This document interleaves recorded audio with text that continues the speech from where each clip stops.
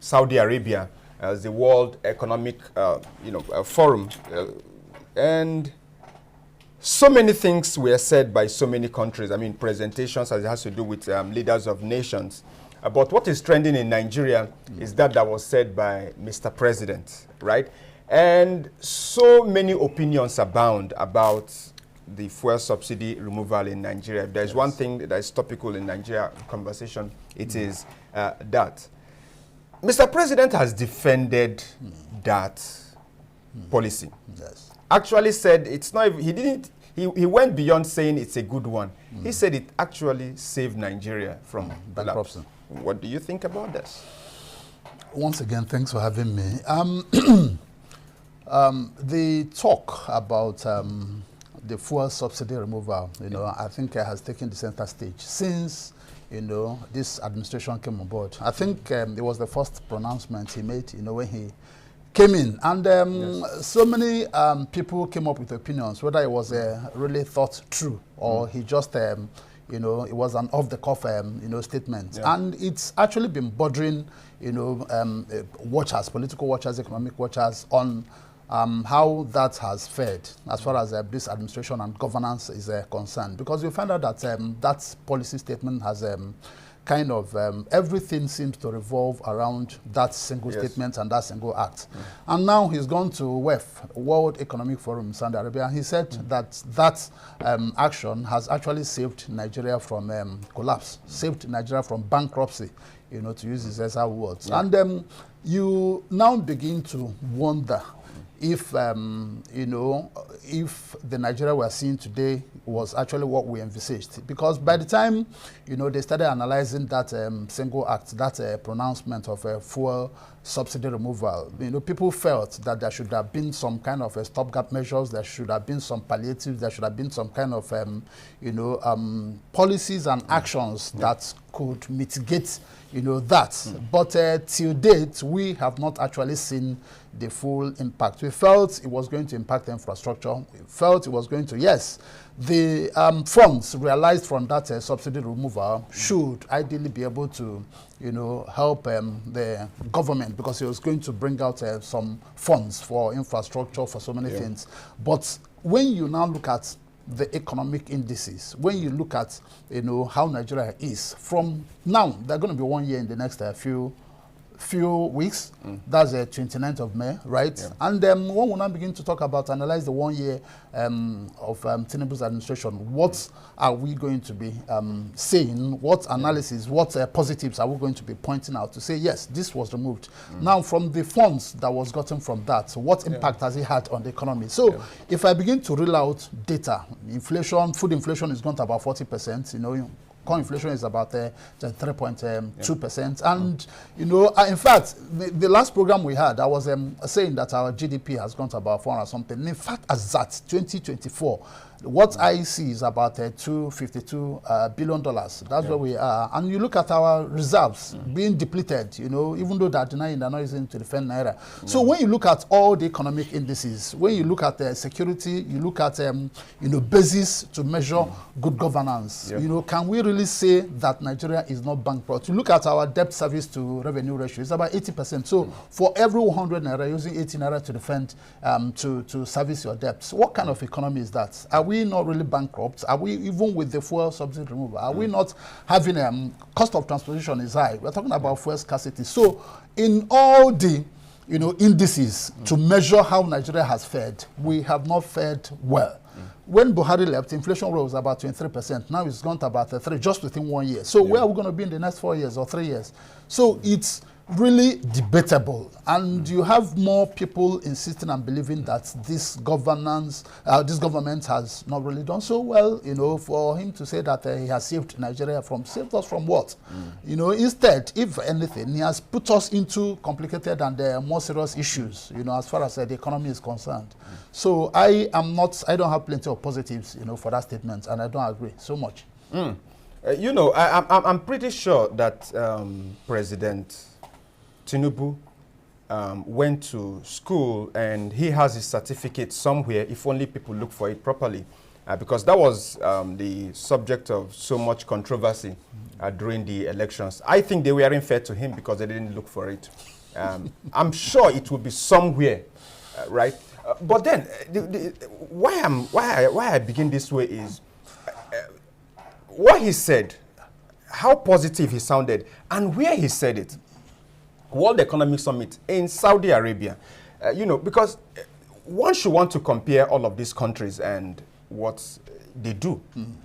Saudi Arabia, for instance, is notorious. When we look at the IMF, yes. I think it was last week we were here, or I can't remember when, but we were here on this program, and the IMF was saying that they were the ones who, the fuel subsidy removal was their idea, and they praised the president. They praised this reform. They said the Nigerian economy has been opened for investments and all of that. But when we look at that Chapter 4 consultation they had with Nigeria, they also had it with same Saudi Arabia, where Mr. President went to.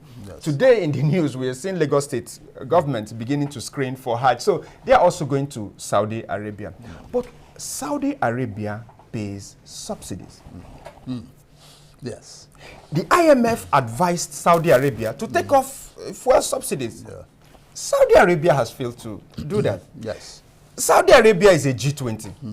They pay about $267 billion in subsidy to their citizens. China, we live in Onitsha. We all go to the market and we buy China. Correct. Onitsha businessmen, people in your group, go to China and make all of this importation. China, $2.2 trillion in subsidy every year to their look at America. When you want to talk about the IMF, you're going to talk about countries like America. They should be the first to implement whatever the IMF says. America pays about $757 billion in subsidy. Look at Russia. Russia pays about 421. You go to India. India pays about, you can go on and read out all of these things. But when you look at Saudi Arabia, where Mr. President said this, Saudi Arabia pays for each citizen. Saudi Arabia has what? 37.5 million citizens. Per citizen, they pay about $7,000. You look at Qatar, I'm talking now because these are oil-producing countries, like Nigeria is an oil-producing country. Qatar pays about $14,100 per citizen. Now, all of these countries do this thing. Now, I'm looking at the economics, and that is why I said President Tinubu must have his certificate somewhere, if only we look for it. Now, the question I want to ask is about accountability. Yes. Because if you look at the amount the federal government threw to our face and said, we can't afford to do this, it was $10 billion. 10 billion.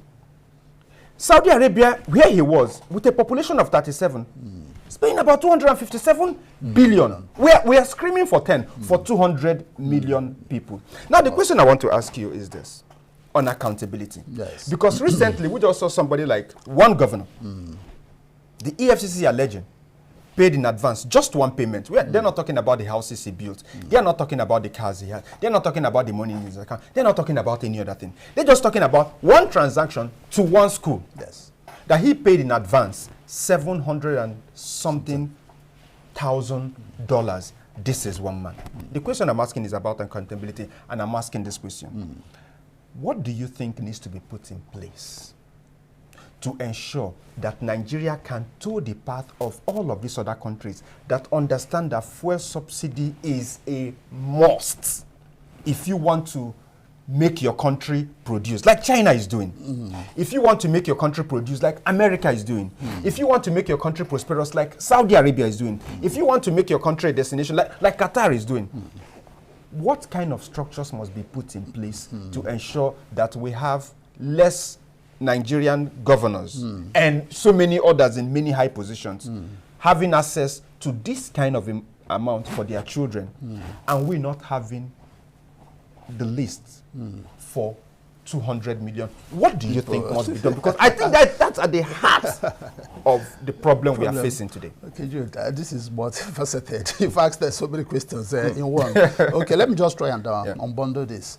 But first, let me get back to where you started when you talked about IMF advisory to Nigeria, to Saudi Arabia, to so many countries. And, what they can actually give you is advisory. They just give you an idea of what you need to do. They don't come, with a stick to insist that you must do this. So yours is to get back, if you understand the economics and how it works, you get back and begin to customize most of this, advice you get from, so if you get back here and begin to implement hook, line, and sinker, you must fall into problems. Same IMF will come back and tell you that you're running a very bad administration. Just look at in the past few weeks, our Naira appeared to have done fairly well. In spite of people not understanding the dynamics of what this man was doing. He kept denying so many things. And IMF came out and said Nigeria has been the best performing currency in the world, and people were applauding. Now Naira has started going back to where it should ideally be, and IMF is not saying anything. Okay, you actually said where it ideally should be. Well, I don't know. You understand? So IMF is not saying anything. So, okay. And also coming to your question about accountability and all that, when I was trying to respond to your initial question, I talked about indices to measure good governance. Accountability is there. Level of corruption is there. Security and terrorism is there. HDI, Human Development Index, and so many of these parameters, are there. And accountability is one of them. And there's no way we'll talk about accountability without getting into the level of corruption in the economy. You just cited one about $700-something thousand paid in advance and all that. So it's, I don't want to believe or insist that it has become part of what we witness on a regular basis. In this, you are a governor, you step out, and EFCC is after you, and you are dodging, you're not coming out. It goes to say a lot about governance in Nigeria. So we can take a whole day and begin to talk about accountability and the things we see in this. So it's a whole lot of, and sometimes you don't even want to believe some of these things that you hear, but they're true. They're happening. We have so many, not just governors, we have so many senators, so many people, within the EFCC, brackets. So we have a critical challenge as far as accountability is concerned in Nigeria. And that's why you see somebody who appears to have issues. He runs into the ruling party, and, you begin to hear, this is unforgivable and all that. So you can take a whole day and begin to talk about accountability in Nigeria, and it's a whole lot of negative that you keep reeling out. There are so many cases we are not even hearing about. And the big ticket cases that should ideally, yield so much, when you talk about the amount of money, being looked for by the EFCC and all that, the judges, on daily basis, either the judge is sick or the man did not appear in court, and then we have so many of them. System. And the justice system is, that's also part of the parameters, they talked about. So accountability is a critical issue. And until, we begin to look at the economy for what it really is and begin to tell ourselves the truth, that, no matter whose ox is God, we need to begin to become transparent in governance. We need to begin to be very honest. Our electoral procedures and everything needs to, let the winner, take his office and so many things. So it's really an issue that we have here. It's really an issue we have here, like you said. Now, before I ask you the next question, because also tied to the president's assertion that subsidy removal is what is best for the economy right now, is also what was in the news today, and that